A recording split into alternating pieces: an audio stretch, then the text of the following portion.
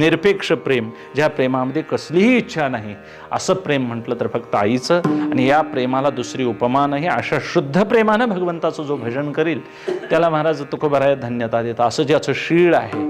कारण भाव हा सोडला तर मग भक्तीमध्ये भावे विन भक्ती, भक्तिविन मुक्ती आणि बळे विन शक्ती.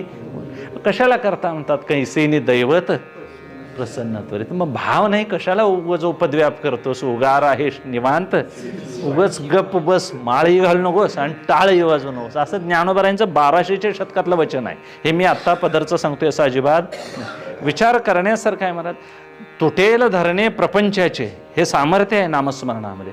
आणि ते जर धरणं तुटत नसेल आणि हे धरणं जर सुटत नसेल, मागलं सुटायला पाहिजे आणि पुढलं तुटायला पाहिजे. पुढं कर्माचा क्षय व्हायला पाहिजे. पुढं कर्म ओढून न्यायला लागलंय महाराज. आपलं तेवढं सामर्थ्य पाहिजे मागं वळून पाहायचं. मागं वळून पाहणारी माणसं दुर्मिळ आहेत.